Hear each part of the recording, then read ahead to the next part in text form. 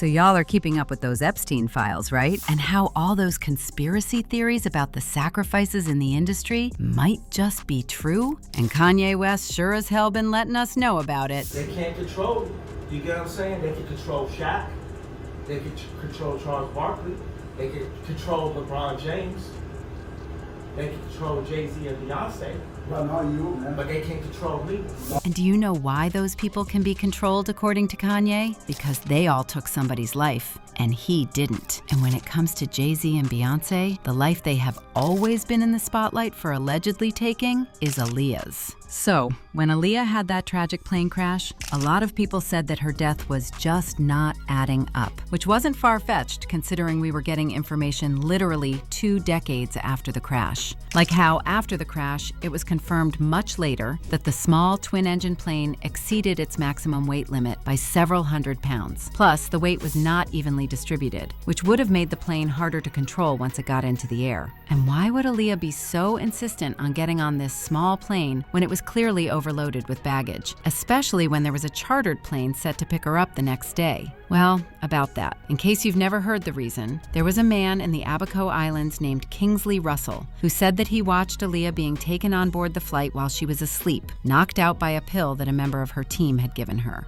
I mean, such things definitely make it look like the death was hella planned. It also doesn't help that Aaliyah actually sort of had a premonition of her death when she did an interview in Paris just weeks before she died. And this is what she said: "It's dark in my favorite dream. Someone is after me. Don't know why. I got fear. Then, suddenly, I lift off. I fly away, far away. No one can reach me. No one can touch me. It's a wonderful feeling." The sudden liftoff that she was talking about was possibly a representation of death, but she was still unaware by weeks later Aaliyah's plane crashed in the Bahamas. And since then, there has always been a conspiracy theory that Jay Z sacrificed Aaliyah so that Beyonce could rise. And of course, you won't believe it if you don't see receipts, right? That's why I got you. Okay, the first thing that people have always used to connect the dots between Aaliyah and Beyonce is, surprisingly, their names. And based on the research I did, Aaliyah means the highest, most exalted one, and Beyonce means one who is beyond others.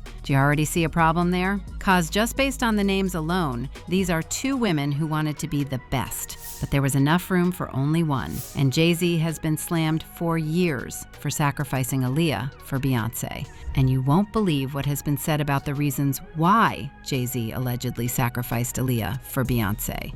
Apparently, part of it was due to jealousy. For those who may not be aware, back in the day, Jay Z wanted to date Aaliyah, but Aaliyah was not quite into him. And instead of dating Jay Z, Aaliyah went ahead and dated his friend Damon Dash. Dash even confirmed that Jay Z definitely had something for Aaliyah when he told Page Six he tried very hard. "I did not mean to fall in love with Aaliyah. She was just that cool." But you know, we were both going hard. Everybody was trying to get to Aaliyah. It was not just Jay. According to Dash, he didn't even know Jay Z had feelings for Aaliyah before he started dating her. And he added, "I did not know Jay was trying to holler at her. But then it just happened like that. He was trying, I was trying, everybody was trying. He was going hard." There was actually a time when Jay Z hosted a party, and according to someone who attended, Jay Z did not show up with a girl, and that's because he had his eyes on Aaliyah. And dang, according to the photos that were taken that night, Jay Z was indeed all over Aaliyah.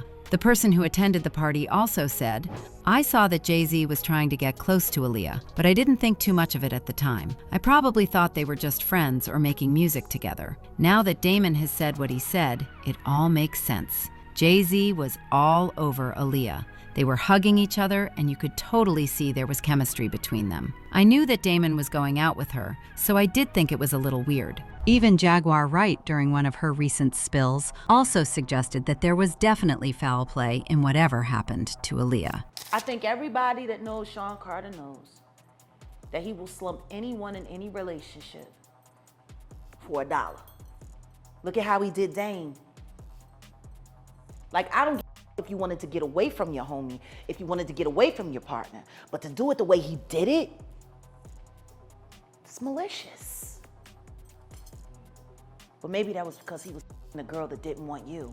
Jaguar Wright also actually said that it was a bit weird that Aaliyah died at a time when Beyoncé's solo career was struggling, but soon after her death, Beyoncé became the talk of the town. Well, if you ask a lot of people, they will tell you that it's because Aaliyah was sacrificed for Beyoncé to rise. And this whole sacrifice thing goes beyond just eliminating Aaliyah for Beyoncé's sake. Apparently, there was also a lot of cultisms involved, and one person who confirmed this was former NFL player Larry Johnson, who was a close pal of Jay Z. Well, it's obviously they've been controlled by Satanism. I mean, I'm not really scared to say that. We all know Luciferians, Freemasons, and all occult knowledge that was drugged up from Egypt have now surfaced itself in American society. And if you actually dig through the raps, like as I have, before it was all about partying, popping bottles. But when you listen to it again with a new ear, obviously they're not serving the same Most High God that I am. And that's what makes us enemies, that I stand for a completely different doctrine, a completely different nation, and a completely different truth than he does. I don't have any materialism attached to my spirit or soul anymore. I don't have fornication attached to my spirit anymore. I mean, I just got engaged July, so my life is completely different from how I was with women in the early 2000s. And I think that is the difference in itself of being evolved with Rockaware has made me see something completely different, and knowing who his allegiance is with is not the Most High God. And we all know, Satan. Remember when Jay Z came out with a remix of Aaliyah's song, I Miss You? And in the song he said, "You used to read Seed of the Soul?" Those were not just words, by the way. Seed of the Soul is actually a book about opening your third eye. And once your third eye is opened, your intuition is at its highest peak. Maybe that is why Aaliyah was talking so much about her dreams weeks before she passed on. It's possible that her third eye was opened and she was being warned of something, but she didn't have enough time to put the pieces together correctly. And here's a conspiracy theory that will definitely leave your jaw on the floor. Jay Z sacrificed Aaliyah and got with Beyoncé as a cover-up. And for their sacrifice to go full circle, Blue Ivy had to be born in the same birth month as Aaliyah. I know it sounds really crazy, but the things that Blue Ivy has also been associated with are also equally insane. Like when she was born, people started coming up with all sorts of theories, like how Blue Ivy, backwards, is Elub Evie, and the letters apparently translate into Latin as Lucifer's daughter. There were also claims that Blue is an acronym for Born Living Under Evil, while Ivy stands for Illuminati's Very Youngest. Anyway, fans certainly agree that for Beyoncé to be who she is, Aaliyah had to die. Like one person wrote on Twitter, Beyoncé is only as big as she is because Aaliyah died.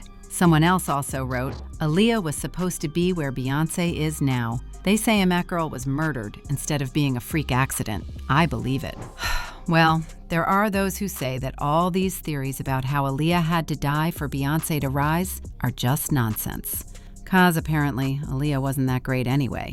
Like this one person wrote on Twitter, Beyoncé surpassed Aaliyah eons ago, and even when she was alive, Destiny Child was the highest-selling girl group of all time. 19-year-old Beyoncé would sing Aaliyah under a table. And another person added, rest in peace to Aaliyah, but why do y'all keep saying that? She wasn't even bigger than Britney. What makes you think she would even reach Beyoncé's toes? So, do you agree that Beyoncé would still be a better artist even if Aaliyah was alive today? Or do you believe that Jay Z sacrificed Aaliyah so that Beyoncé could be the star she is today? And do you think that that is what Kanye West has been trying to tell us? Let me know your thoughts in the comments section below.